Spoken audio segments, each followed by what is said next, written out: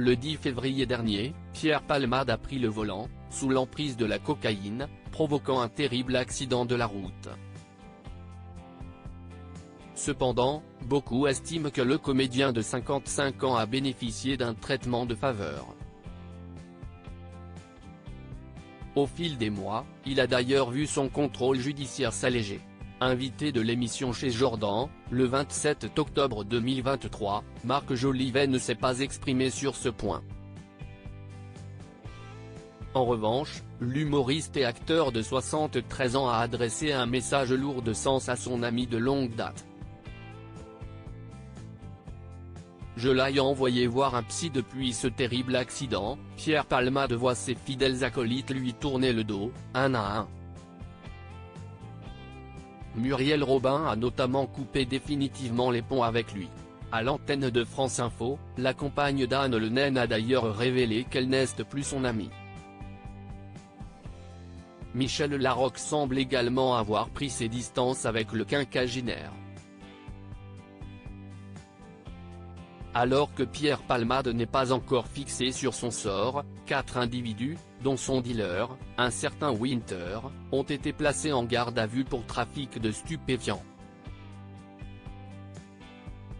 Au micro de Jordan Deluxe, dans son émission sur C8, Marc Jolivet a enfin réagi à cette affaire. Celui qui est aussi chanteur a confié qu'il n'était pas du tout surpris de l'accident provoqué par Pierre Palmade à cause de ses addictions. Je connais Pierrot depuis très longtemps, je l'ai envoyé voir un psy il y a 25 ans, si est dramatique, je ne parle pas des choses dramatiques, où il n'y a rien à dire. Si est un très bel artiste, si est un homme cassé. Si est une histoire abominable. Je n'ai aucun commentaire à faire là-dessus, a-t-il confié. Pierre Palmade Mathieu de Martignac LP. Quel avenir pour Pierre Palmade? Le mystère reste entier quant à l'avenir de l'humoriste. L'issue de son procès, qui aura lieu au printemps 2024, sera peut-être un début de réponse. L'acolyte de Jean-Marie Bigard ne s'est cependant pas exprimé publiquement depuis le début de cette affaire. Seule sa sœur Hélène a pris la parole. Selon Marc Jolivet, son ami devrait rectifier le tir.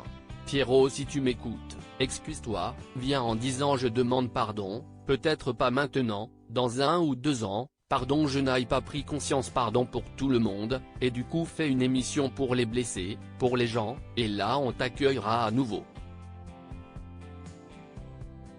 Une excuse publique pourrait-elle lui permettre de regagner le cœur des Français? Qu'en pensez-vous?